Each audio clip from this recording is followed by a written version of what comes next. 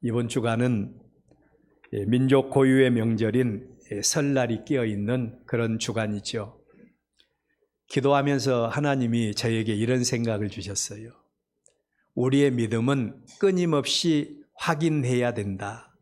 그리고 또 우리의 믿음을 확인하는 방법은 평안하고 안정할 때 나를 바라보는 것이 아니라 우리가 여러 가지 문제 가운데 있을 때 내가 서 있는 그곳이 어떤 곳인가, 그곳을 바라보면서 우리는 우리의 믿음의 진정성을 확인할 수 있다. 그런 생각을 갖게 하셨습니다.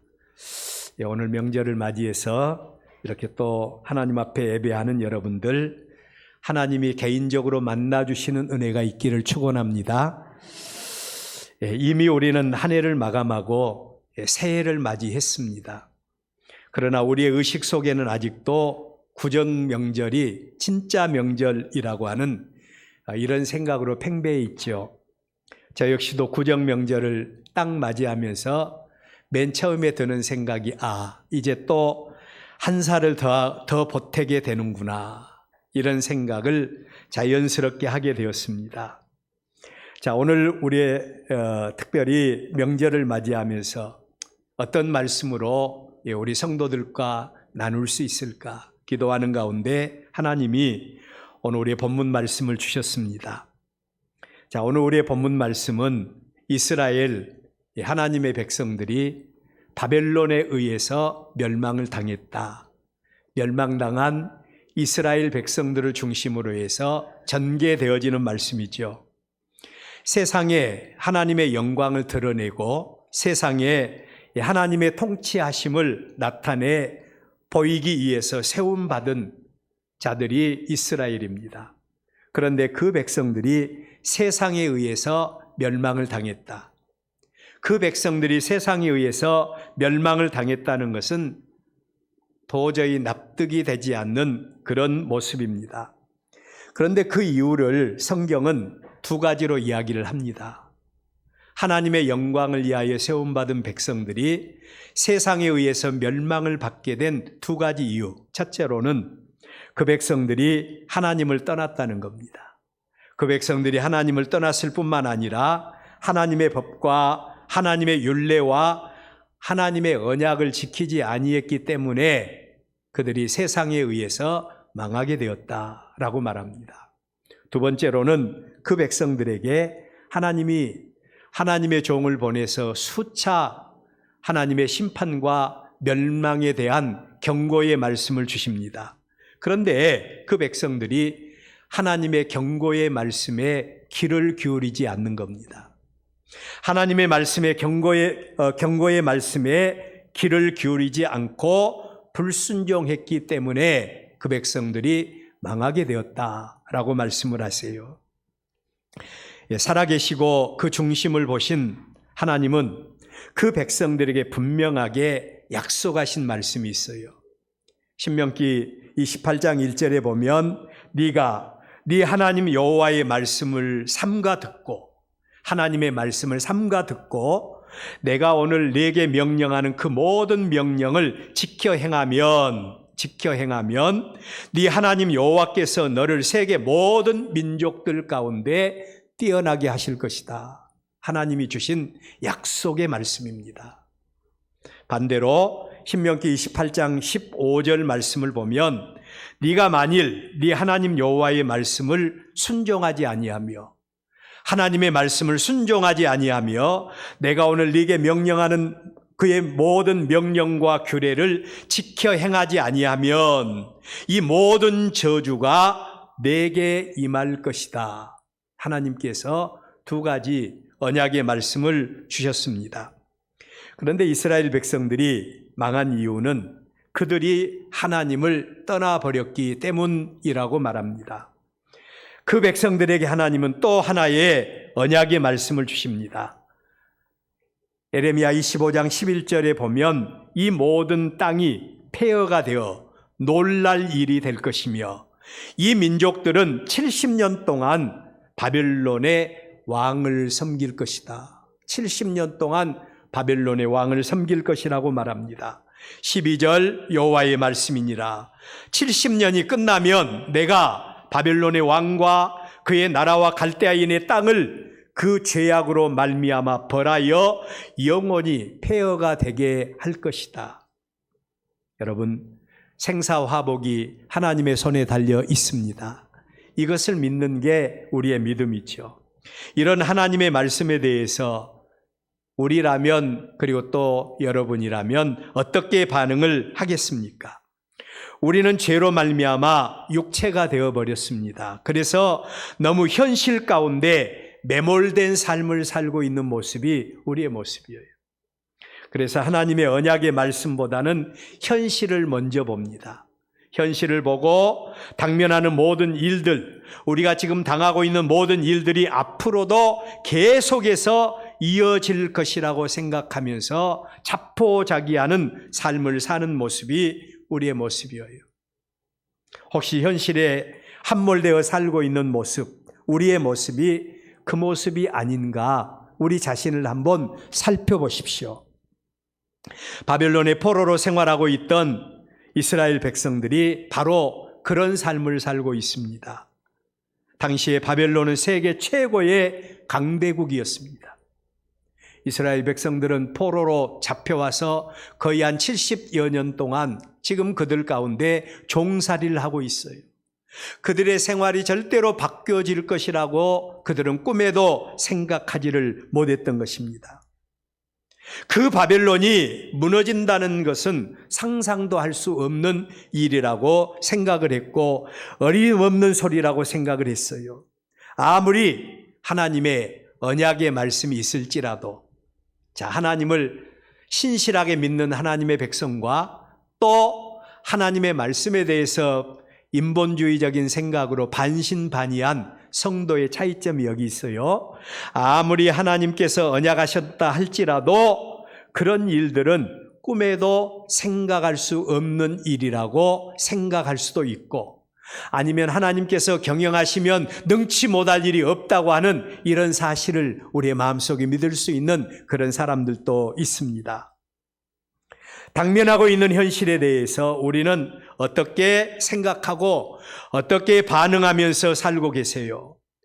우리가 당면하고 있는 불행이, 혹은 또 우리가 지금 현재 직면하고 있는 고통이 영원히 계속되리라는 생각을 하면서 살고 있습니까? 아니면 당면한 현실에 대해서 만군의 하나님께서 언약하신 말씀을 아멘으로 믿고 믿음으로 살면 하나님이 반드시 하나님의 때에 역전의 은혜를 주실 것을 믿고 그 믿음을 꿈꾸면서 하루하루를 살고 계십니까? 자, 여러분, 오늘 우리가 읽은 본문 말씀이 바로 그런 내용들이에요.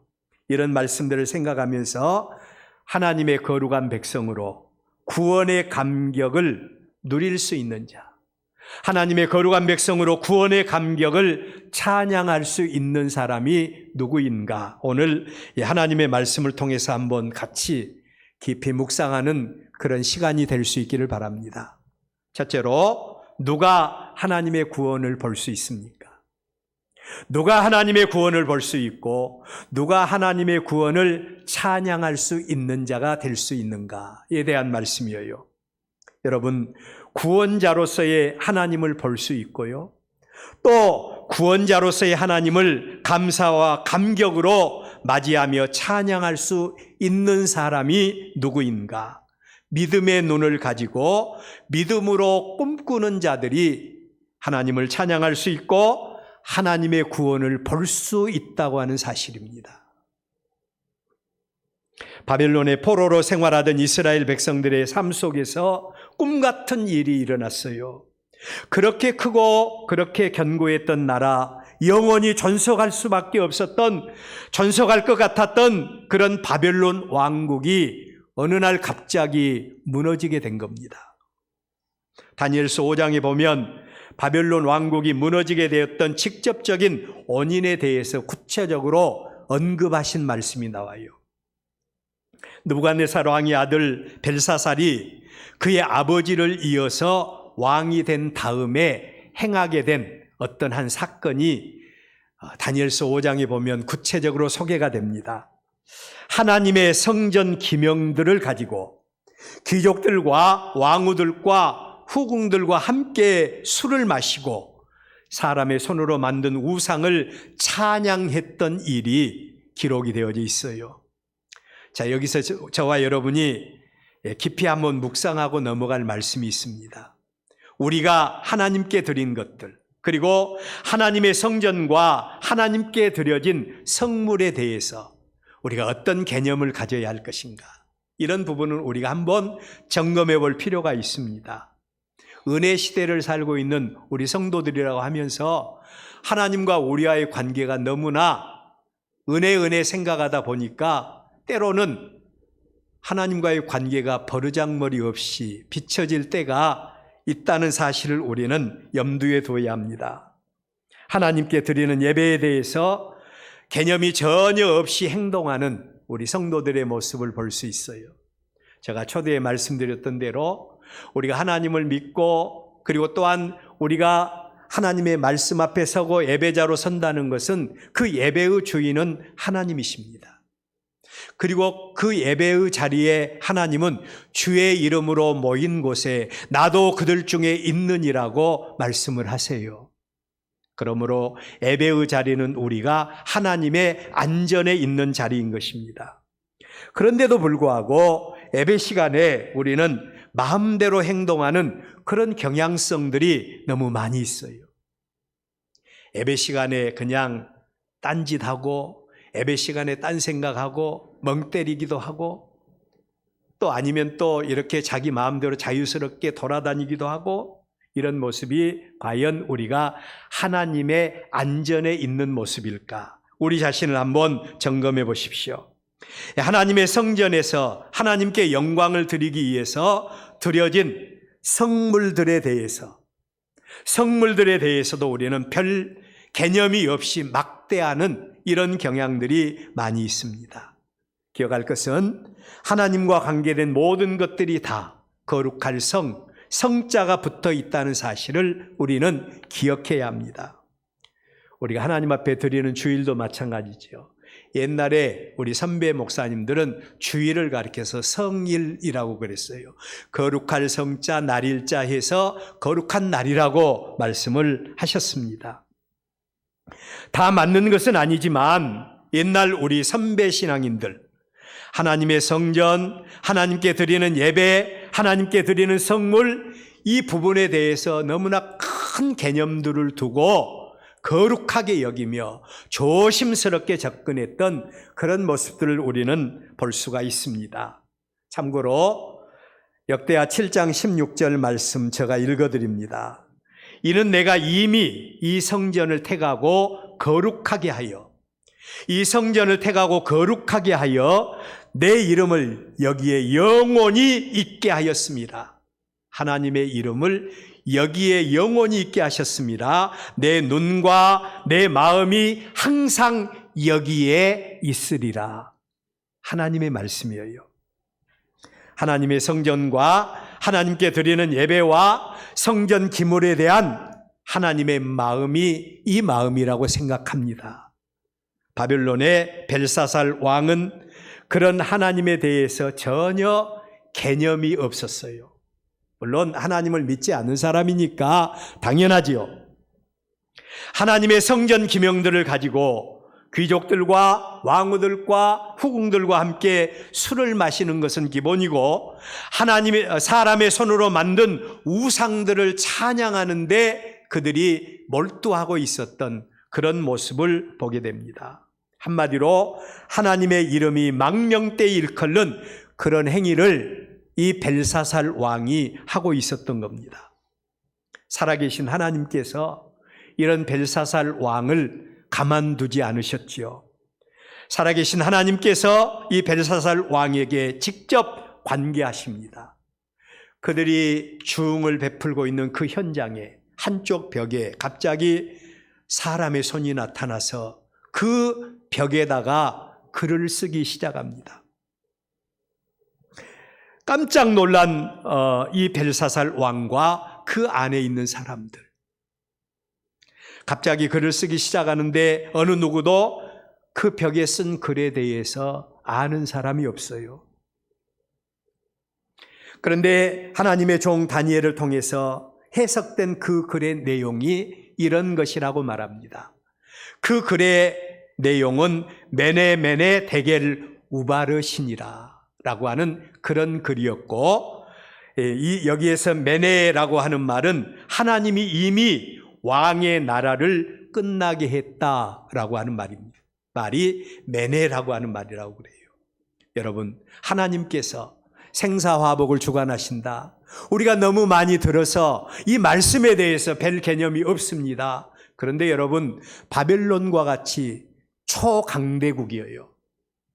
그 나라가 영원할 것이라고 생각을 했어요.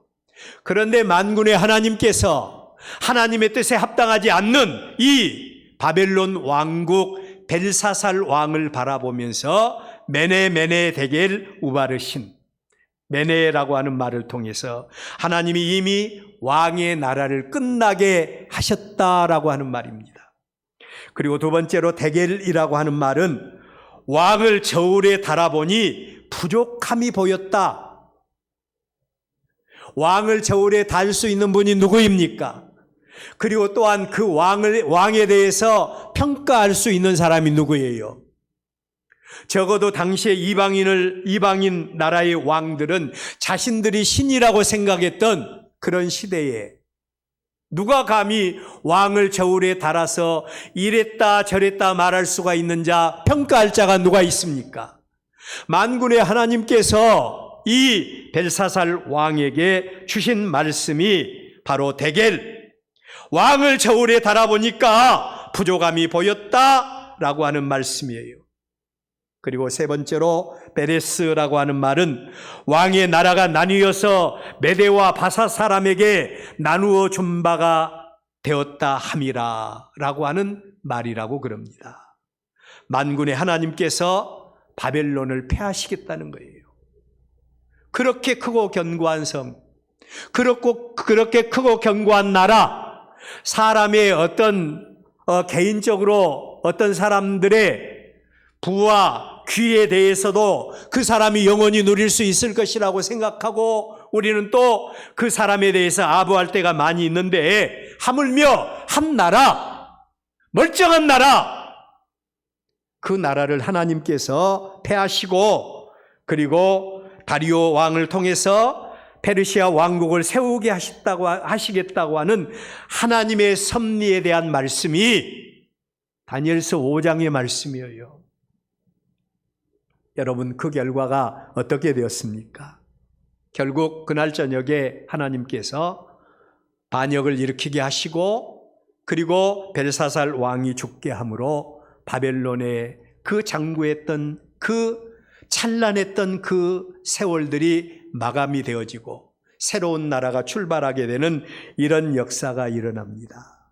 하나님이 세우시면 막을 자가 없고요, 하나님이 패하시면 세울 자가 없는 것입니다. 그 하나님의 역사가 바로 바벨론을 통해서 우리에게 보여준 것입니다. 이런 하나님의 말씀과 하나님의 섭리의 역사에 대해서 우리는 어떻게 반응할 수가 있습니까? 우리는 두 가지로 반응할 수가 있지요. 첫째로는 눈에 보이는 것만을 가지고 판단하는 세상적인 반응으로 하나님의 말씀을 받을 수가 있어요. 주변에서 일어나는 모든 일들은 하나님의 절대 주권에 의해서 일어나는 것이 아니라 우연이나 어떤 환경의 변화에 의해서 일어나는 일 정도로만 생각하고 반응하는 사람들 있습니다. 하나님을 믿지 않는 사람들이죠. 그러나 두 번째로 하나님의 섭리와 하나님의 주권을 믿고 하나님의 언약의 말씀을 믿는 성도들은 모든 사건들이 우연이 아닌 하나님의 주권적인 역사와 섭리에 의해서 이루어진 것이라고 믿는 믿음의 반응을 가질 수가 있는 겁니다. 여러분, 누가 하나님의 구원을 볼 수 있습니까? 누가 우리의 삶 속에서 살아계신 하나님의 역사를 체험할 수 있습니까? 하나님의 언약의 말씀을 믿고 믿음의 눈으로 하나님을 바라볼 수 있는 사람이 하나님의 구원과 하나님의 은혜를 삶의 중심에서 체험할 수 있을 줄로 믿습니다. 이런 자들만이 하나님 앞에 감사와 하나님 앞에 감격의 찬양을 드릴 수가 있는 것입니다. 오늘 우리의 본문의 이스라엘 백성들이, 하나님의 백성들이 꿈같은 현실을 맞이하고 있어요. 그렇게 크고 강대하고 영원히 지속될 것 같았던 바벨론, 이 바벨론 나라가 무너질 나라가 아니라고 생각했던 그들. 그런데 그 나라가 무너지게 된 겁니다. 그 사실에 대해서 시인은 이렇게 노래합니다. 우리는 꿈꾸는 것 같았도다. 우리는 꿈꾸는 것 같았도다. 우리의 입에는 웃음이 가득 찼고 우리의 혀에는 찬양이 가득 찼었도다 라고 노래를 하고 있습니다. 어떻게 이런 일이 가능합니까? 하나님의 절대 주권적인 역사가 아니고는 할 수 없다. 하나님께서 역사하심으로 우리에게 꿈같은 일이 일어났다. 그리고 세상이 영원할 것 같이 바라봤던 우리에게, 우리의 입술에는 헛웃음이 생겨졌어. 허허, 바벨론이 망했어. 우리의 혀에는 찬양이 가득 찼었도다. 바로 하나님의 주권적인 역사, 하나님의 섭리의 역사를 믿는 자들이 우리의 삶 속에서 일어나는 모든 일들이 하나님의 은혜임을 고백하고 하나님의 역사임을 고백할 수 있는 사람들이고, 이런 사람들이 하나님을 찬양할 수 있는 줄로 믿습니다. 오늘 우리 엘베델 교회 모든 성도들에게도 이 은혜가 임하시기를 주의 이름으로 축원합니다. 그렇다면 두 번째로, 구원의 은혜를 아는 자들에게만 나타나는, 하나님의 구원을 체험하고 그 구원의 은혜를 아는 자들에게서 나타나는 특징이 있어요. 그 특징이 뭐라고 생각합니까? 오늘 우리의 본문 말씀을 중심으로 생각해 보면 그들의 마음속에는 열정과 그리고 헌신의 마음이 그들 가운데 싹이 트기 시작한다는 겁니다. 하나님의 주권적인 은혜로 이스라엘 백성들이 포로된 자리에서 해방이 되었습니다. 이런 하나님의 구원과 이런 하나님의 은혜를 아는 자들이 하나님의 구원하신 은혜와 축복에 대해서 진정한 찬양과 경배로 영광을 돌릴 수가 있었습니다. 그런데 같은 이스라엘 백성들 가운데서도 바벨론에는 아직도 이처럼 놀라운 하나님의 은혜와 하나님의 구원과 회복의 은혜에 동참하지 않는 무리들이 있었다는 겁니다. 그들은 하나님의 구원과 하나님의 회복보다는 그들이 처한 현실의 삶에 대해서 더 민감한 반응을 보여요. 하나님의 구원이 임하였고 하나님의 역사가 임하였고 하나님의 기적이 임하는 그 현장에서도 그들은 하나님의 구원을 보지 않고 그들의 현실의 삶을 보고 있는 겁니다. 생각해 보십시오. 이스라엘 백성들이 바벨론에 의해서 멸망을 당한 지가 벌써 70년입니다. 70년. 그 땅은 황폐가 되었고 포로 생활 70년이 지나면서 하나님을 신실하게 믿었던, 그리고 실패를 경험했던 포로 1세대들은 다 바벨론에서 죽게 됩니다. 그리고 바벨론에는 포로 1.5세대나 2세대들이 주류를 이루고 살고 있어요. 그들은 그들의 하나님과 하나님 나라에 대한 개념이 그렇게 간절하지는 않았습니다. 그들은 그들의 하나님보다는 오히려 그들이 처한 현실에 대해서 더 민감할 수밖에 없었어요.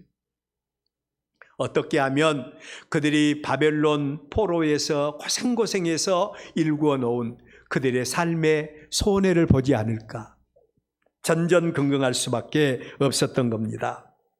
저는 이 말씀 속에서 우리의 자녀들에 대한 신앙을 한번 이렇게 곰곰이 생각해 봤어요. 여러분, 자녀들이 믿음의 열매를 맺기를 원합니까? 그렇다면 우리는 확실하게 하나님을 만난 체험을 가져야 됩니다. 그리고 확실한 하나님을 만난 체험에 대해서 자녀들에게 증거를 해야 됩니다. 그래서 어떤 분들은 자녀 교육에 성공하기 위해서 필연적으로 해야 될 일이 하나 있는데 그것은 가정예배라고 그럽니다. 가정예배를 드려야 된다. 가정예배를 통해서 내 마음에 내가 만난 하나님, 내가 믿는 하나님의 말씀과 그리고 또 하나님의 은혜와 축복에 대해서 자녀들에게 구체적으로 말할 수 있는 시간이 그 시간밖에 없다는 거예요. 우리 자녀들은요, 우리의 신앙의 50% 정도도 따라오지를 않습니다. 그런데 50% 정도도 따라오지 않는 우리의 자녀들에게 50% 정도만 보여주었다면 우리 자녀들은 20%나 25% 정도밖에 우리를 따라오지 않아요. 그 믿음 가지고 세상을 이길 수가 없는 겁니다. 그 믿음을 가지고 세상을 이길 수가 없어요. 같은 하나님의 백성이라도 세상에 적을 두고 사는 사람은 아무리 하나님께서 능력으로 역사하신다고 해도 그 마음을 쉽게 열지 않습니다. 그런데 그러한 자녀들을 바라보는 영의 눈이 열려 하나님의 역사를 바라볼 수 있는 사람들의 마음은 어떠했는가? 그들은 현실적인 문제 앞에서 방황하고 있는 그의 동족들을 바라보면서 무관심하게 너는 너고 나는 나다 이렇게 평가름하지 아니하고 그들은 그들을 위해서 눈물의 기도를 드리기 시작하는 모습을 볼 수가 있어요. 이게 바로 하나님의 구원을 체험하고 하나님의 은혜를 아는 성도들의 모습인 겁니다. 너는 나고 나는 나다는 이런 신앙이 아니라 우리의 이웃들을 위해서 그들의 영혼을 바라보며 불쌍히 여기는 그런 마음을 가지고 눈물의 기도를 드릴 수 있는 자, 그들이 바로 하나님의 은혜를 체험한 자들이라는 거예요. 우리의 본문 4절에 보면 여호와여 우리의 포로를 남방 시내들 같이 돌려보내소서. 여기 돌려보내소서 이 말은 히브리어로 슈바라고 하는 말인데 돌이켜달라고 하는 의미가 있는 말입니다. 그 백성들을 향한 간절한 기도로 하나님 그들의 마음도 우리와 함께 돌이켜 우리와 함께 하게 해 주시기를 바랍니다. 이런 기도를 그들이 하나님 앞에 드렸다는 말씀입니다. 하나님의 구원을 알고 그 구원의 은혜를 체험한 자들의 반응은 이처럼 이웃을 향한 열정과 중보 기도에 능력이 있는 것을 알 수가 있습니다.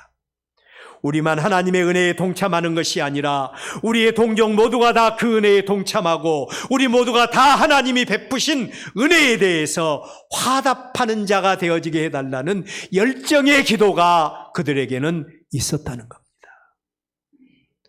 우리 모두에게도 이런 기도의 능력이 있기를 바랍니다. 두 번째로 하나님의 은혜를 아는 자들의 또 하나의 특징이 있다면 헌신의 사람이 된다는 겁니다. 헌신의 사람이 돼요. 하나님의 은혜를 꿈꾸는 것 같은 구원의 축복을 경험한 자들, 그 구원으로 인해서 그들은 하나님의 공급하신 은혜와 축복 속에서 눌루랄랄하면서 생활했는가? 그게 아니었습니다. 구원 그리고 그 후의 삶에 대해서 우리는 생각하지 않을 수가 없습니다. 때로는 하나님의 생각과 내 생각이 일치가 되지 않을 때가 많이 있죠. 그래서 우리는 신앙의 괴리감을 느낄 때가 많이 있습니다. 자, 여러분, 하나님께서 꿈꾸는 것 같은 은혜와 축복으로 이스라엘을 바벨론 포로된 가운데서 구원해냈습니다. 그런데 그들이 가서 기거할 땅은 어떤 땅이었는가? 하나님이 그들에게 허락하신 땅은 70년 동안 폐허 상태로 버려져 있었던 땅이었어요. 이방인들에 의해서 짓밟혀진 땅이었습니다. 적들에 의해서 불타버린 그런 땅이었어요. 그런 땅을 그들이 기업으로 받게 된 겁니다. 여러분, 우리 예수님의 공생의 사역을 보면요, 전반기 사역과 후반기 사역으로 나눠져요. 전반기 사역은 기적의 역사입니다. 축복의 역사입니다. 예수님을 만나는 사람들마다 문제가 해결되어지고 예수님을 만나는 사람들마다 하나님의 기적의 역사를 맛보게 됩니다. 그런데 후반기 사역은 점점 예수님이 누구신가에 대해서 예수님의 자기 증거로 기울어지면서 사람들은 예수님을 구체적으로 만나지 못함으로 점점점 예수님을 떠나는 자들이 생기게 돼요. 이게 바로 전반기 사역과 후반기 사역의 차이입니다. 하나님께서 그 땅을 그의 백성들에게 언약의 말씀대로 회복해 주셨어요. 회복해 주셨다라고 하는 말은 그들의 삶 속에 하나님도 함께 하시는 증거인 줄로 믿습니다. 우리가 하나님의 거룩한 백성이 되는 순간에 하나님도 우리와 함께 하시는 하나님이십니다. 문제는 그럼에도 불구하고 그 땅은 여전히 황폐한 땅이었어요. 해야 할 일들이 너무 많은 땅이었습니다. 말 그대로 땀과 눈물을 흘리면서 회복하고 재건해야 하고 경작해야 되는 그런 땅이었습니다. 우리가 예수 믿고 구원받아 하나님의 거룩한 백성 된 것 얼마나 좋습니까? 문제는 이제 하나님의 은혜를 받았으니 하나님의 은혜 받은 하나님의 거룩한 백성들에게 하나님이 우리에게 맡겨주신 사명에 대해서 여러분은 어떻게 생각을 하십니까? 우리는 그냥 받은 은혜와 축복만 생각하고 무조건, 어떤 성도는 그래요. 무조건 목사님 기도해 주셔야 됩니다. 기도해 주십시오. 그러면서도 자기 자신은 정작 기도도 하지 않고 자기 자신은 정작 하나님 앞에 헌신하지도 않고 이런 성도들이 많이 있어요. 그런데 여러분, 오늘 여기 하나님의 은혜를 알고 하나님의 구원을 알고 하나님을 찬양할 수 있는 하나님의 거룩한 백성들에게 나타나는 특징이 있다면 바로 우리에게 주어진 삶 속에서 우리에게 맡겨주신 하나님의 역사 속에서 헌신의 사람이 된다는 겁니다. 헌신의 사람이 돼요. 이스라엘 백성들에게 언약의 말씀대로 그 땅은 회복되어졌지만 여전히 황폐한 땅이었고 해야 될 일이 많은 땅이었어요. 그 땅은 땀과 눈물을 흘리면서 회복하고 재건하고 경작해야 될 땅이었습니다. 사람의 생각으로는 포기할 수도 있는 그런 땅이었어요. 그럼에도 불구하고 하나님의 구원과 하나님의 은혜에 감격한 그들의 열정은 땀과 눈물을 흘리면서 그 땅을 경작하여 씨를 뿌리겠다고 하는 결심을 하게 되는 모습을 우리의 본문은 소개하고 있는 겁니다. 이유가 뭡니까? 그들은 그 땅을 통해서 이루실 하나님의 놀라운 구원, 그 땅을 통해서 이루실 하나님의 놀라운 은혜와 축복을 그들은 믿음의 눈으로, 소망의 눈으로 바라보았기 때문인 것입니다. 하나님의 은혜를 아는 사람은 하나님의 영광을 절대로 가볍게 여기지 않습니다. 하나님은 그들에게 임마누엘로 역사해 주시고 이른 비와 늦은 비의 은혜로 끊임없이 공급해 주실 줄로 믿습니다. 마지막으로 하나님의 구원을 알고 하나님을 찬양하는 자들의 한결같은 특징이 있습니다. 그들에게는 낙담과 좌절이 아니라 소망이 있다는 겁니다. 현실에 대해서 낙담과 좌절이 아니라 소망이 있어요. 우리의 본문 6절에 보면 울며 씨를 뿌리려 나가는 자는 반드시 기쁨으로 그 곡식단을 가지고 돌아오리로다 라고 말합니다. 그들의 환경은 분명히 낙담할 수밖에 없는 환경이었습니다. 그들이 해야 할 일들은 태산이었습니다. 그럼에도 불구하고 그들 가운데 누구도 낙심하거나 낙담하거나 좌절하지 않았던 겁니다. 같은 환경, 같은 상황을 두고 믿음이 있는 사람과 믿음이 없는 사람의 온도 차이는 확연하게 다르게 나타납니다. 믿음이 없는 사람은 미지의 세계에 대해서 우리의 삶에 대해서 두려움과 염려와 근심과 걱정이 주류를 이루게 돼요. 그래서 좌절하고 낙심합니다. 그러나 하나님의 임재, 하나님의 동행, 하나님의 공급하심을 믿는 자들은 비록 그들이 처한 형편과 처지와 환경이 아무리 열악하다 할지라도 낙심하거나 좌절하지 않습니다. 왜냐하면 하나님이 그들과 함께 하시기 때문입니다. 민수기 13장에 보면 이스라엘의 12정탐꾼들의 반응이 나오죠. 하나님을 믿지 못한 10사람의 정탐꾼들의 반응이 13장 31절입니다. 그와 함께 올라갔던 사람들이 이르되 우리는 능히 올라가서 그 백성을 치지 못하리라. 그들은 우리보다 강하니라. 그들은 하나님의 이름으로 나아갔으면서도 그들의 삶 속에는 하나님이 계시지 않아요. 누가 이들을 하나님을 믿는 사람이라고 말할 수가 있겠습니까? 우리들 가운데 그런 사람이 있을 수가 있다는 거예요. 그러나 30절에 보면 갈렙이 보인 반응도 나옵니다. 갈렙이 모세 앞에서 백성을 조용히 하게 하고 이르되 우리가 곧 올라가서 그 땅을 취하자. 능히 이길 것이다. 현실은 낙담할 수밖에 없는 상황이지만 그러나 우리에게는 하나님이 계시지 않냐? 하나님이 계시지 않냐? 하나님이 함께 하시니까 우리는 능히 이길 수 있다. 올라가자. 이게 바로 믿음의 사람 아니겠습니까? 갈렙에게는 여호와 하나님이 그들 가운데 임재에 계심을 믿는 믿음이 있었어요. 우리의 믿음을 점검해야 합니다. 삶 속에서 우리는 하나님의 구원, 하나님의 은혜에 대해서 감격하는 삶을 살고 있습니까? 하나님의 구원과 하나님의 은혜에 대한 찬양과 감사가 삶의 구석구석에 고백되고 넘치고 있습니까? 하나님의 영광을 위한 중보 기도와 하나님의 영광을 위한 헌신의 열정이 우리에게 있습니까? 하나님의 은혜 가운데 있는 우리 자신을 만날 수 있는 여러분들 되시기를 바랍니다. 하나님의 임재를 경험하시고 그리고 또한 우리의 처한 형편과 처지가 열악하다 할지라도 하나님의 은혜로 승리하는 저와 여러분의 삶이 될 수 있기를 주의 이름으로 축원합니다.